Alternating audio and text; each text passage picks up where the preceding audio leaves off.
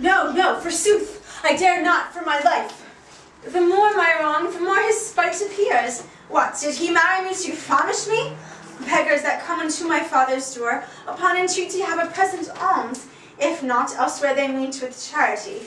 But I, who never knew how to entreat, nor never needed that I should entreat, am starved for meat, giddy for lack of sleep, with oaths kept waking and with brawling fed, and that which spites me more than all these wants, he does it under name of perfect love, as who should say, if I should sleep or eat, 'twere deadly sickness or else present death. I prithee go and get me some repast, I care not what, so it be wholesome food. What say you to a neat's foot? 'Tis passing good, I prithee let me have it. I fear it is too choleric a meat. How say you to a fat tripe, finely broiled? I like it well, good groom, you'll fetch it to me. I cannot tell. I fear 'tis choleric. What say you to a piece of beef and mustard? A dish that I do love to feed upon. Aye, but the mustard is too hot a little. Why then the beef, and let the mustard rest. Nay then, I will not. You shall have the mustard, or else you get no beef from Grumio. Then both, or one, or anything thou wilt. Why then, the mustard without the beef. Oh, get thee gone, thou false deluding slave, that feedest me with thy very name of meat. Sorrow on thee and all the pack of you, that triumph thus upon my misery. Go, get thee gone, I say.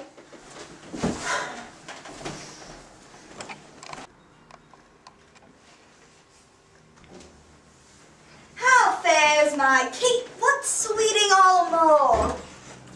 Mistress, what cheer? Faith as cold as can be. Pluck up thy spirit. Look cheerfully upon me. Hark, love, thou seest how diligent I am to dress thy meat myself, and bring it thee. I am sure, sweet Kate, this kindness Mary's thanks. What? Not a word?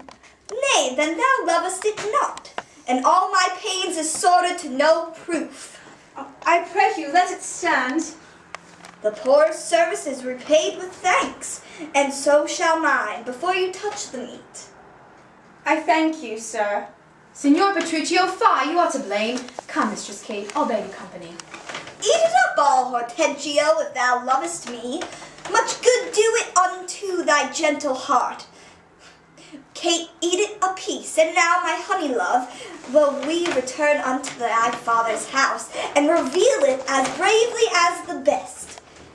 With silken coats and caps and golden rings, with ruffs and cuffs and fardigales and things, with scarves and fans and double change of bravery, with amber bracelets, beads, and all this knavery. What? Hast thou dined? The tailor stays thy leisure to deck thy body with his ruffling treasure. Come, tailor, let us see thy ornaments. Lay forth the gown. What news with you, sir? Here is the cap your worship did bespeak.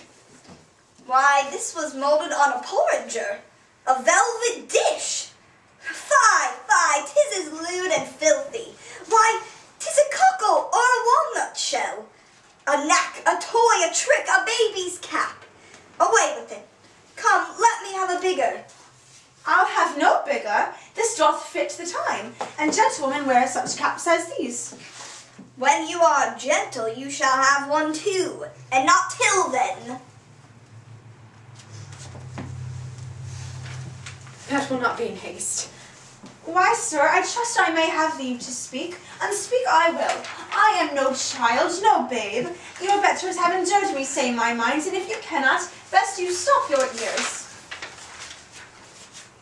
Oh, my tongue will tell the anger of my heart, or else my heart concealing it will break, and rather than it shall, I will be free even to the uttermost as I please, in words. Why, thou sayest true.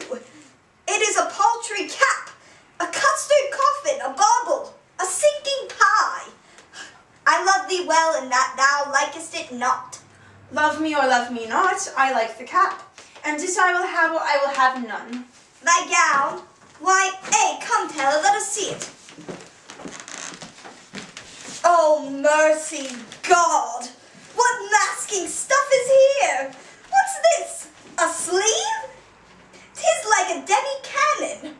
What up and down carved like an apple tot? Here snip and nip and cut and slish and slash. Like to a censor in a barber shop. Why, wait, what? I devil's name. Taylor, call this. I see she's like to have neither cap nor gown. You bid me make it orderly and well, according to the fashion and the time. Marian did. But if you be remembered, I did not bid you mar it to the time. Go, hop me over every kennel home, for you shall hop without my custom. Sir, none of it. Hence, make your best of it. I never saw a better fashioned gown, more quaint, more pleasing, nor more commendable. Belike you mean to make a puppet of me. Why, true. He means to make a puppet of thee. She says your worship means to make a puppet of her. Oh, monstrous arrogance! Thou liest, thou thread, thou thimble, thou yard, 3/4, half yard, quarter now. Thou flea, thou nymph, thou winter cricket, thou braved in mine own house with a skein of thread. Away you, thou rag, thou quantity, thou revenant, or I shall so bemeet thee with the yard. As thou shalt think on prating whilst thou livest, I tell thee, that thou hast marred her gown. Your worship is deceived. The gown is made just as my master had direction. Grumio gave me order how it should be done. I gave him no order. I gave him the stuff. But how did you desire it should be done? Now, sir, with needle and thread. But did you not request to have it cut? Thou hast faced many things. I have. Face not me. Thou hast braved many men, brave not me. I will neither be faced nor braved. I say unto thee, I bid thy master cut out the gown. I did not bid him cut it to pieces. Ergo, thou liest. Why, here is the note of fashion to testify. Read it. The note lie in his throat, if he say, I said so. Imprimis, a loose-bodied gown. Master, if I ever said a loose-bodied gown, sew me in the skirts of it and beat me to death with a bottom of a brown thread, I said a gown. Proceed. With a small compassed cape. I confess the cape. With a trunk sleeve. I confess 2 sleeves. The sleeves curiously cut. There's the villainy. Error in the bill, sir. Error in the bill. I commanded the sleeves should be cut out and sewed up again, and that I'll prove upon thee, though thy little finger be armed in a thimble. This is true that I say, and I had thee in a place where thou shouldst know it. I am for thee straight. Take thou the bill. Give me thy meter yarn, and spare not me. Well, sir, in brief, the gown is not for me. You are in the right, sir. 'Tis for my mistress. Go take it up unto thy master's use. Villain, not for thy life. Take upon the mistress's gown for thy master's use. Why, sir, what's your conceit in that? Oh, sir, the conceit is deeper than you think for. Take up thy mistress's gown to his master's use? Oh, fie. Say thou wilt see the tailor paid. Go take it hence, be gone, and say no more. Tailor, I'll pay thee for thy gown tomorrow. Take no unkindness for his hasty words. Away, I say, commend me to thy master. Well, come, my Kate. We will unto your father's. Even in these honest mean habiliments, our purses shall be proud, our garments poor. For 'tis the mind that makes the body rich, and as the sun breaks through the darkest cloud, so honor pureth in the meanest habit. What is the jay more precious than the lark? Because his feathers are more beautiful. Or is the adder better than the eel? Because his painted skin contents the eye? Oh no, good Kate, neither art thou the worse for this poor furniture and mean array.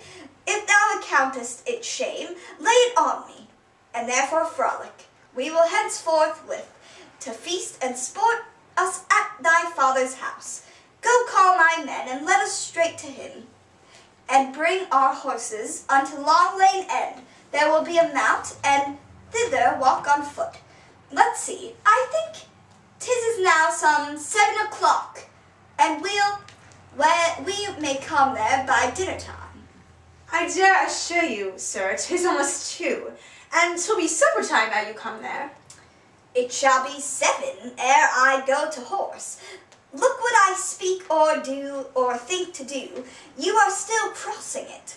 Sirs, let alone, I will not go today, and ere I do, it shall be what o'clock I say it is. Why, so this gallant will command the sun.